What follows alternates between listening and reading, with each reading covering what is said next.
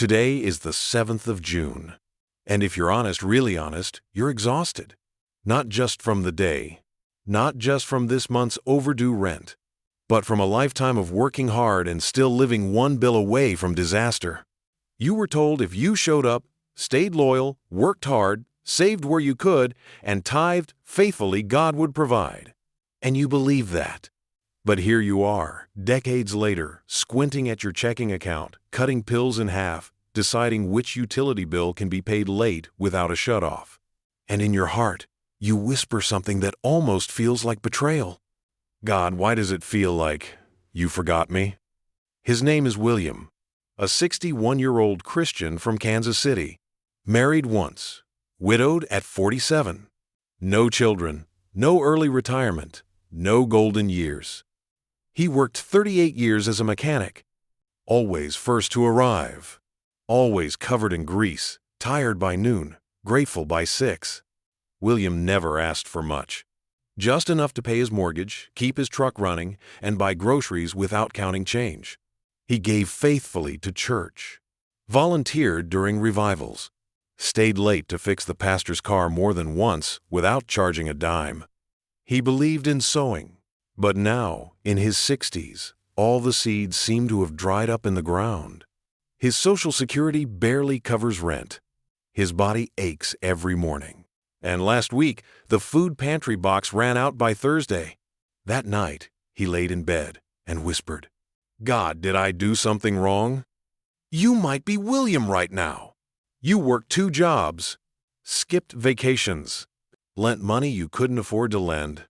You've known the pain of watching others succeed while your roof leaks and your soul grows tired of the fight. And if no one else says it, Archangel Michael sees you. And his message is direct. This is not punishment. This is an inheritance delayed by a curse that is ending today. You've been told that poverty is humble. That lack is a virtue. That suffering is the only proof of faith. But Michael brings heaven's truth. Poverty is not holy when it comes from injustice. Lack is not spiritual when it's rooted in stolen generational blessing. And the spirit that's been assigned to devour your harvest, it's not from God. It's from a system designed to keep faithful people tired, small, and silent. But today on the 7th of June, Michael draws his sword, and that system is being cut off. The first step in his system of deliverance is what he calls the curse of stolen harvest. Michael says this curse passes through generations, where men and women sow with faith, but never reap with joy. You saw your parents work themselves to the bone.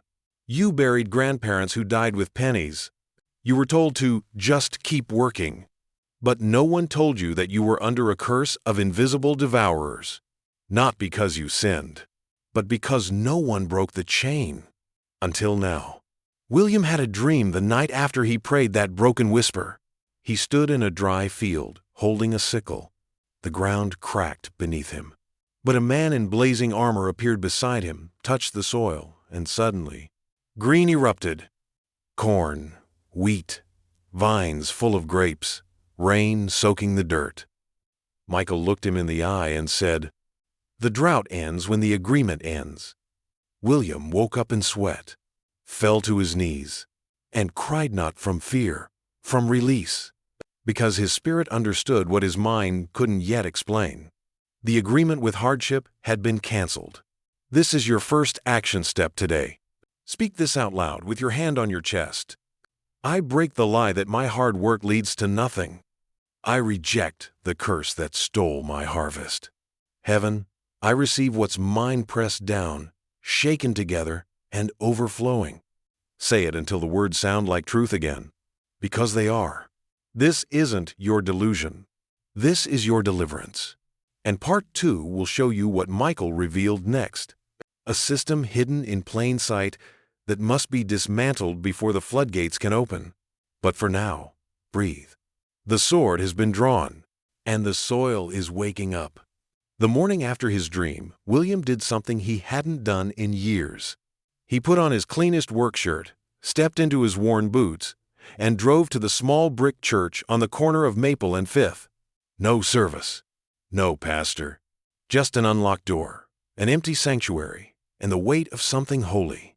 He knelt at the front pew and whispered, "I'm ready to stop surviving. I want to live blessed, but I don't know how." And that's when the second part of Archangel Michael's message was revealed, not in thunder, not in lightning, but in the slow, steady whisper of truth. The spirit of struggle is not of heaven. It is an old agreement made by those who didn't know how to break it. Michael calls this stronghold the agreement of survival. It's what keeps good men and women from stepping into abundance. Not because they don't work hard, but because somewhere along the way, they made peace with suffering. You've probably said it yourself. I guess this is just how it is. As long as I can keep the lights on, we don't need much, just enough to get by. I'd rather be broke and faithful than rich and lost. These sound noble, but many of them were birthed from bondage, not belief. Because here's what the enemy knows. If he can't steal your faith, he'll steal your expectations. He'll convince you that suffering is your spiritual ceiling. That wealth belongs to them, not you. That your blessing is only in the next life. But Michael says, heaven funds its assignments, and yours is overdue. William had accepted struggle as his identity. He didn't complain. He just adjusted. He clipped coupons with pride, drove 45 minutes for cheaper gas, worked on holidays because he had the time. He even told himself, God's just teaching me discipline. But Michael showed him something in prayer. A vision of himself carrying a leaking bucket, working endlessly, but never filling. And heaven spoke, "You've mistaken leakage for humility. But I never asked you to carry a broken bucket. You might be carrying one too, still believing that lack means loyalty. Still assuming your suffering is spiritual. But friend, here's what no one told you. You can be grateful and still believe for more. You can be content and still expect abundance. You can walk in humility and still inherit overflow. Because heaven isn't broke, and your inheritance isn't pridate's provision." Michael's second sword strike comes in the form of renunciation. Here's your next step. Stand literally if you can and declare aloud, "I cancel every spoken and unspoken agreement I made with struggle. I was not created to barely get by. I was created to carry the wealth of heaven with wisdom, purpose, and grace. Let it settle in your bones. Feel the discomfort, and say it again. Because for most people, this is the hardest part. Believing that blessing belongs to them too. William began writing things down, things he hadn't dared to say out loud. I want to live in a home I own. I want to have more than enough groceries. I want to bless someone else, not just survive another week. He cried after writing it, because he realized something heartbreaking. He had stopped dreaming.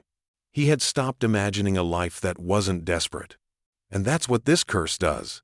It doesn't just steal your money. It steals your hope. But today, Michael is giving that hope back. Later that day, William walked past a job posting at the local hardware store. Nothing special, just a small sign taped to the window. Part-time help needed, flexible hours, paid weekly. He almost kept walking.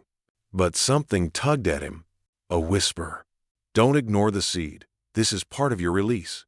So he walked in, introduced himself, and within 10 minutes had a new side job. Nothing glamorous, but stable, peaceful, dignified. He left the store feeling 10 feet taller. Because this wasn't just income, it was evidence. Heaven was beginning to pour. This is not prosperity hype. This is prophetic healing. And part 3 will show you how to bless the ground you've already been walking on, so it can begin producing again. The curse has been confronted. Now the soil must be commanded to yield, and you're going to do it. Not as a beggar, but as an heir. William stood in his backyard the next morning, staring at the small patch of soil he hadn't touched in years. It used to be a garden, but like so much else in his life, it had been abandoned not out of laziness, but out of loss. The energy had faded, the joy had dried up, the hope had crumbled. He knelt down, fingertips brushing against the dirt, and whispered, If I've got anything left in me, I give it back to you. And that's when Michael's third principle in the breaking the curse system came alive. A truth too long buried under disappointment. The soil still responds to spoken blessing. Archangel Michael calls this part of the system commanding the ground. It comes from a kingdom law that most believers have forgotten. Your environment listens to your authority. In Genesis, God gave man dominion over the earth not just to walk on it, but to speak to it. When Adam named the animals, they responded. When Elijah prayed, the sky shut, then opened.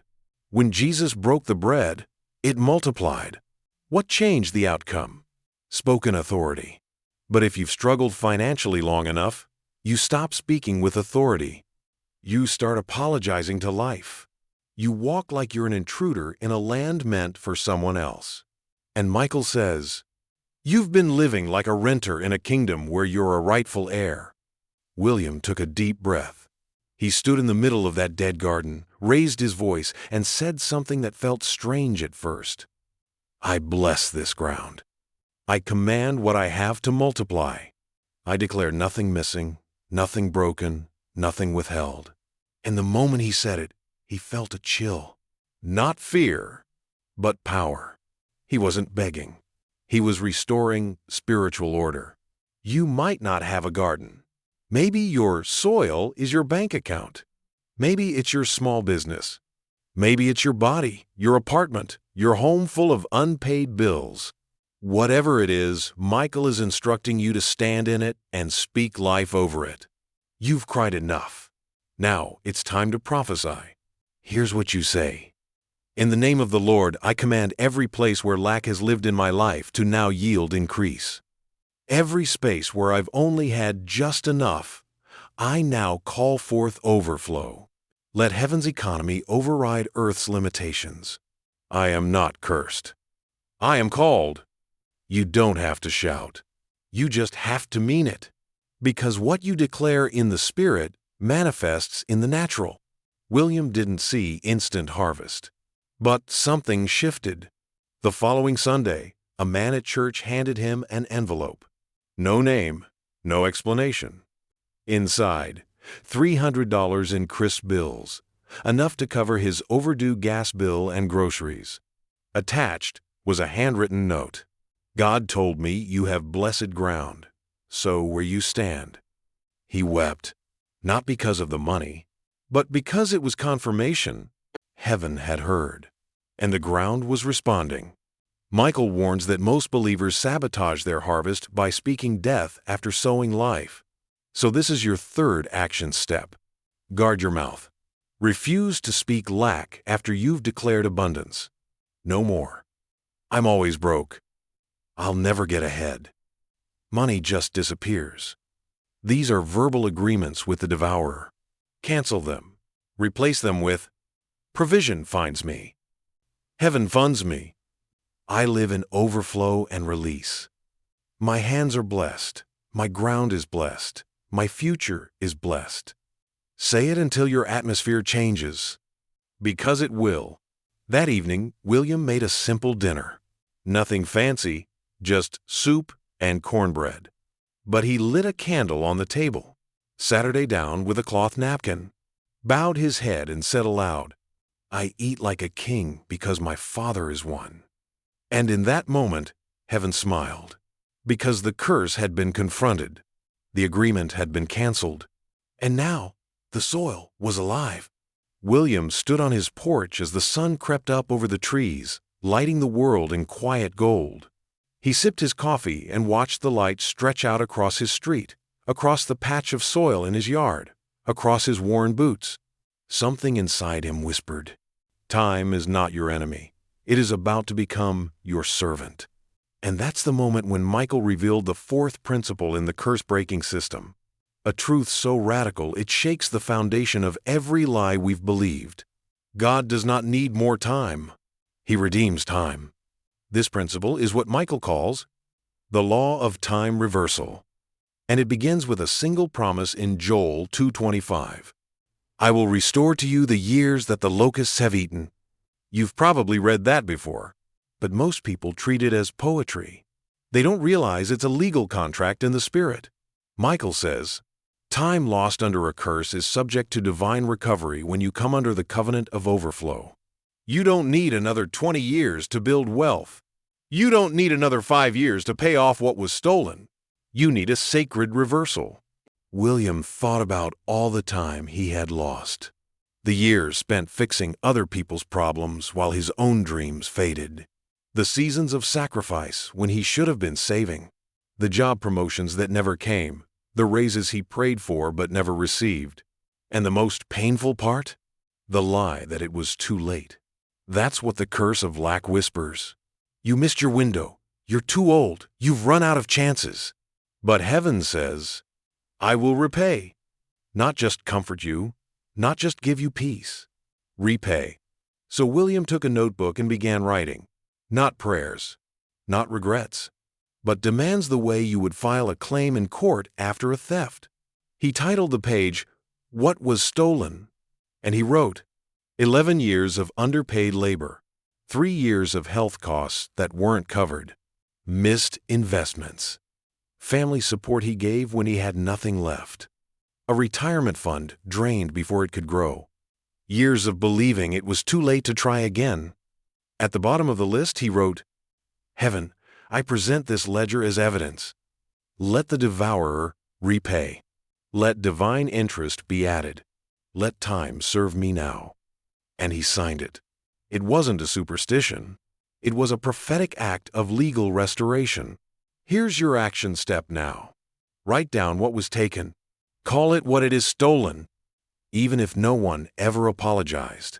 Even if you gave it willingly, but never received what was promised. Then declare, Heaven, redeem my time. I will not spend the next decade making up for the last one. What I could not gain in 20 years, let me harvest in 1. Say it daily, because every time you do, you are not hoping. You are filing in the courts of heaven, and heaven responds to faith-backed legal declarations. William began to feel his days shift. Things move faster. He got a phone call from a man he hadn't spoken to in years, someone he once helped without asking for anything. I've always felt like I owed you, the man said. I just sold my house, and I want to bless you. Within a week, William had $2,000 in his account, enough to catch up on every bill and fix the back fence that had been broken for years. It wasn't magic. It was restored time. You need to know this. Your best years are not behind you. The moment you cancel the curse, your life begins to operate on heaven's clock. And heaven's clock doesn't tick like the world's. It leaps. It multiplies. It repays. Michael says this, when a believer accepts that they are behind, they forfeit the acceleration of heaven. But when they speak to time with faith, time bows. So speak. Don't beg time to be kind to you. Command it to repay you. Because you are not a victim of the clock. You are a son, a daughter, a co-heir of a kingdom that owes you nothing, but delights in repaying everything. And in part 5, you'll learn how to walk as someone who doesn't just break the curse, but becomes a breaker for others. The sword that freed you is meant to free many. William didn't just want to survive anymore. He wanted to become a blessing. Because after a lifetime of being at the mercy of lack, he was finally beginning to understand the truth. He wasn't born to struggle. He was born to carry the wealth of heaven, not just financially, but spiritually, emotionally, generationally. And now, Michael's final principle in the breaking the curse system comes into focus. It's not just about breakthrough for you. It's about legacy. Michael calls this final law, from carrier to curse breaker. Because when heaven frees a person from generational struggle, it's never meant to stop with them. It's meant to flow through them. That's why your journey matters. That's why your pain wasn't wasted. That's why your fight was so long and so fierce. Because you weren't just fighting for your peace. You were fighting for someone else's freedom. William sat with a young man after church. The boy was 23, working part-time, struggling to make ends meet. I don't think I'll ever get out of this, the boy said. My dad was broke. My granddad was broke. I'm just trying to survive." William looked him in the eyes and said, "That's what I used to believe too." He shared everything: the curse, the dream, the declarations, the blessing, the shift. And then he said something he never imagined himself saying: "You don't have to earn freedom. You have to receive it. And speak it like your life depends on it, because it does." That moment became sacred. Because when you carry the sword that once freed you, you don't just help people, you break atmospheres. Michael says, "The curse ends completely when your breakthrough becomes someone else's beginning." This is your final action step. Become a breaker, not a preacher, not a theologian, a breaker. Speak over your family, your children, your community, even the strangers heaven brings across your path. Say it simply, powerfully, and with authority. The curse ends here. Provision begins here. I carry what my bloodline never had, because I carry heaven's favor now. William didn't become rich overnight, but he became wealthy in peace, in purpose, in identity, in generosity. His home became a refuge. His table became a place of wisdom.